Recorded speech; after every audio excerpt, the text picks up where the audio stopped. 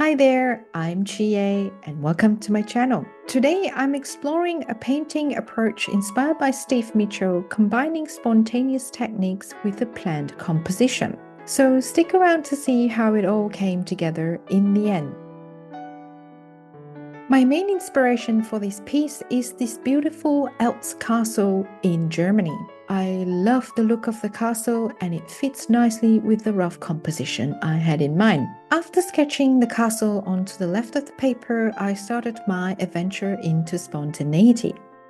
First, I wet the section to the right where the majority of the forest would go and began dropping in colors without a specific plan. I'm a huge fan of Steve Mitchell's spontaneous watercolor painting, as it brings out a wonderful sense of serendipity and looseness that I really admire.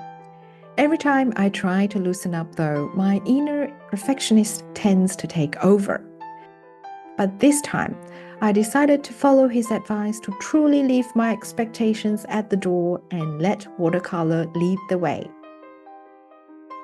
I wanted this painting to capture an autumn feeling, so I used warm hues like burnt sienna, sepia, and burnt umber to create that late autumn effect. To balance the warmth, I add cooler shades of green, violet, and a touch of blue. One of the most fascinating parts of this technique is tilting the board around to let the colors blend and mix directly on the paper. It's amazing to see how the colors flow and create unexpected effects just from this movement.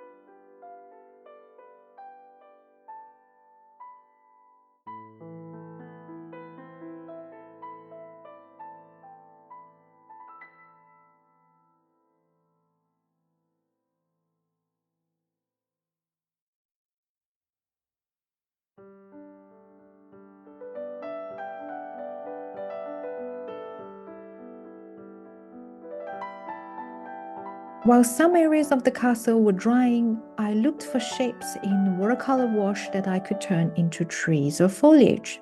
I added enough details to suggest trees within the wash to help build up the forest around the castle.